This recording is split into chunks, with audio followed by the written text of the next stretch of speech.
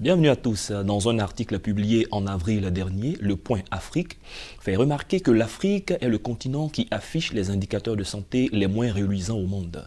60 ans après les indépendances, le système de santé des pays africains apparaît comme l'un des plus fragiles au monde. Depuis plusieurs années, des ONG se sont engagées dans l'amélioration de l'offre de santé sur le continent par leur appui. Et on en parle dans cette émission. Bakary Biaye est secrétaire général de l'ONG OASA, qui est l'organisation humanitaire d'aide à la santé en Afrique. Bienvenue, M. Bakary. Merci beaucoup. Avec vous, nous allons parler de ce que font les ONG en termes d'appui au niveau de la santé. Une ONG, l'ONG OASA, elle a été créée. Dans quel but? Oui, d'abord, je tiens à vous remercier d'abord, mais seulement c'est pour dire que notre organisation qu'on appelle OASA a été créée dans le cadre d'accompagner la politique de nos gouvernements, de nos États africains. D'accord, on sait que les États africains ne peuvent pas faire tout. Oui, les États africains ne peuvent pas tout faire, mais c'est un combat de longue haleine, c'est-à-dire que chacun doit apporter sa contribution.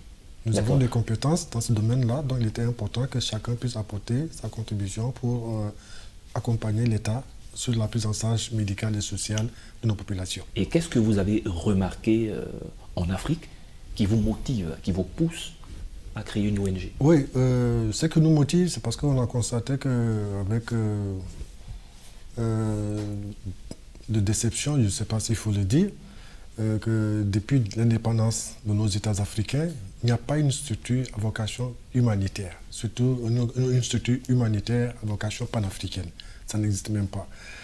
Donc, dès le début de la création de notre structure, de notre organisation, nous avons adressé des courriers à plusieurs chefs d'État. À l'époque, c'était dans les années 90, le président Houphouët-Boigny était là.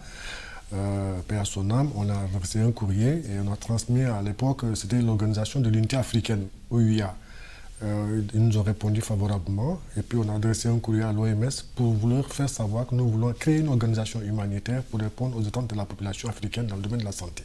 D'accord. On sait que chaque pays a son système de santé et à l'intérieur des pays, il y a des besoins à petite échelle. Les pays vont combler leurs besoins, mais vous créez une ONG panafricaine qui est ouverte sur l'Afrique. Est-ce que vous avez les moyens de pouvoir contenter? Oui, vous savez, nous avons les moyens. Parce que quand on a les compétences, on a les moyens. Et il suffit seulement d'avoir une bonne volonté politique pour que nos gouvernements répondent aux attentes de la population dans le domaine de la santé. Parce qu'aujourd'hui, on parle de développement durable, mais quand on regarde en fond, le problème des Africains, c'est surtout sur deux niveaux en matière de santé. Parce que quand vous avez une bonne santé durable pour la population et que les gens sont logés dans les bonnes conditions, ils n'ont pas de souci de pouvoir payer une maison parce qu'il faut les éviter à avoir les AVC, etc. Mais vous avez réglé le problème. Parce qu'un toit à chaque citoyen africain, ça peut se faire dans chaque pays.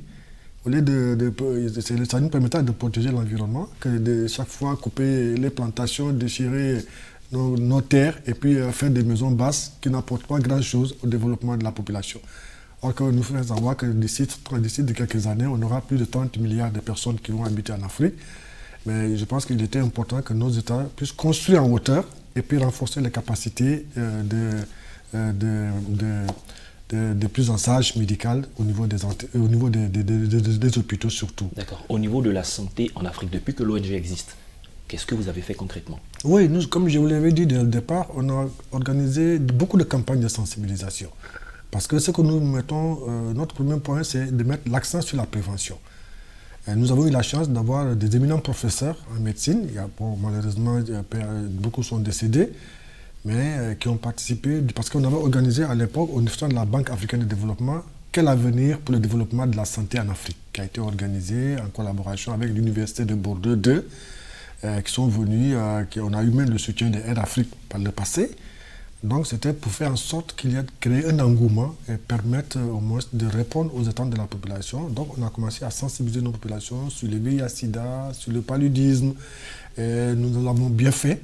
Aujourd'hui, les entreprises qui sont en Côte d'Ivoire, je peux dire que sur 60% de ces entreprises ont eu l'intervention de l'OASA dans le cadre des activités de prévention, de sensibilisation, de formation. Et aussi en milieu communautaire, nous avons travaillé avec l'IVIC aussi, l'Union des villes et communes de Côte d'Ivoire, avec l'ancien ministre Amicha, qui était président de l'IVIC aussi à l'époque. Et puis, surtout avec la semaine même nationale de Treichville, pour sensibiliser les populations de Treichville sur certaines pathologies, le sida, etc. D'accord. Tout le monde sensibilise, beaucoup d'ONG sensibilisent, mais très peu évaluent l'impact de ces sensibilisations. Depuis toutes ces sensibilisations, quel est le fruit, quel est l'impact aujourd'hui? Oui, l'impact, c'est-à-dire qu'aujourd'hui, on constate que les fruits ont porté, en tout cas, il y a eu beaucoup d'améliorations dans ce domaine parce que les gens, ils ont compris le message. Aujourd'hui, les gens, quand ils ont des rapports sexuels, ils utilisent les préservatifs. Ça, c'était le premier point. On ne peut pas les dire de ne pas les... D'abord, on met de l'accent sur l'abstinence. Ouais. Mais au cas où vous ne pouvez pas vous abstenir, il était important au moins d'utiliser des préservatifs pour se protéger. Maintenant aussi, l'idéal, c'est de dire aux gens, à la jeunesse, allez-y étudier, pensez à votre avenir, évitez d'avoir des rapports sexuels très tôt, parce que le plus important, c'est votre avenir. Et je pense qu'aujourd'hui, les gens, l'ensemble de la population, que ce soit en Côte d'Ivoire et ailleurs, les gens ont compris qu'il était important de s'abstenir ou bien d'éviter d'avoir plus de rapports sexuels et de penser à leur avenir et puis d'une bonne santé durable. Parlons maintenant de la crise sanitaire, la Covid-19 qui a frappé tous les États. Tout le monde a été surpris par cette crise. En tant qu'ONG, qu'est-ce que vous avez fait? Oui, en tant qu'ONG, parce que le Covid a impacté nos activités, on avait même d'autres activités à Soubré pour une campagne de sensibilisation avec une entreprise de la place qui ont voulu sensibiliser, former leur personnel. Ça n'a pas eu lieu, mais nos partenaires aussi les Nations Unies ne nous ont pas accompagnés aussi. Mais est-ce que ça vous a freiné? Vous avez ça ne nous a pas freiné parce qu'on s'est dit carrément que même si on n'a pas les moyens, il faut au moins se toucher partout. C'est ce que nous avons fait. Nous avons adressé un courrier au chef de l'État, nous lui avons sollicité, nous avons adressé au ministère de la Solidarité pour qu'il nous aide parce que nous avons travaillé dans la communauté, nous connaissons bien les réalités de la communauté. Et quand on parle de l'élimination de la transmission de la mère et de l'enfant, c'est un programme que nous avons piloté sur le terrain et que nous connaissons bien les difficultés de la communauté. Donc il était important que vraiment qu'on puisse au moins accompagner cette communauté parce que c'est vrai, d'autres n'ont pas pu bénéficier de l'aide de l'État, mais à travers l'appui du chef de l'État et du ministère de la Solidarité, que je remercie au passage, nous avons bénéficié du liquide alimentaire. Et ça nous a permis, pour la deuxième vague, de pouvoir au moins donner au moins 100 personnes, 100 familles qui ont bénéficié des kits alimentaires. Donc, auparavant, avec les entreprises qui sont nos partenaires, nous avons pu au moins donner des kits alimentaires au nombre de 79 personnes. D'accord. Nous sommes en train d'aller vers la fin de l'émission. Quel est votre avis aujourd'hui sur la qualité de santé en Afrique? S'il y a des actions à poser, dans quel domaine précis? Bon, la qualité de la santé en Afrique, c'est de mettre l'accent sur le renforcement de capacités de nos médecins. Ça, c'est un. De deux, d'équiper les différentes centres de santé et de renforcer la recherche, mais aussi de mettre nos médecins dans les bonnes conditions de travail. Parce qu'en les mettant dans les bonnes conditions de travail, ça va les amener à redoubler d'efforts et améliorer leur manière de travailler. Et ça fera en sorte que ils peuvent s'occuper d'une manière correcte la santé de nos populations. Et vous, en tant qu'ONG, qu'est-ce que vous pouvez faire? Bon, nous, en tant qu'ONG, c'est d'inviter nos chefs d'État.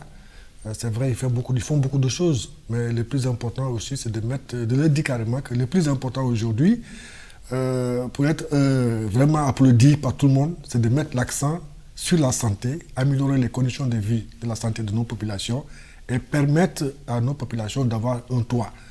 Parce que si les personnes de deuxième ou troisième âge, ils ont leur maison, je pense que ça va réduire le taux de mortalité qu'on appelle AVC ou bien arrêt cardiaque.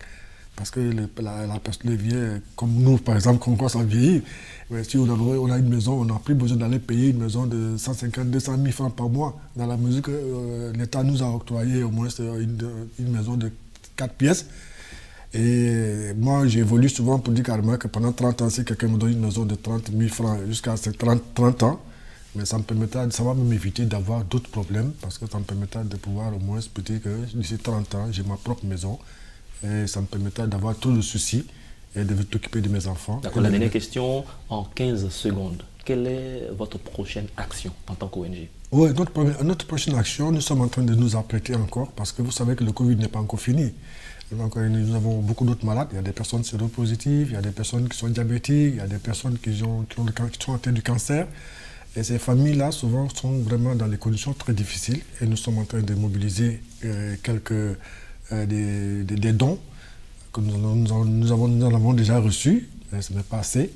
Et nous sommes en train de voir dans quelle mesure on peut au moins toucher 150 personnes, 150 familles, et puis aller dans les quartiers précaires pour identifier les familles les plus vulnérables qui sont impactées par ce Covid-là, pour les apporter au moins un peu de soulagement et de réconfort. Merci, M. Bakary Biaye.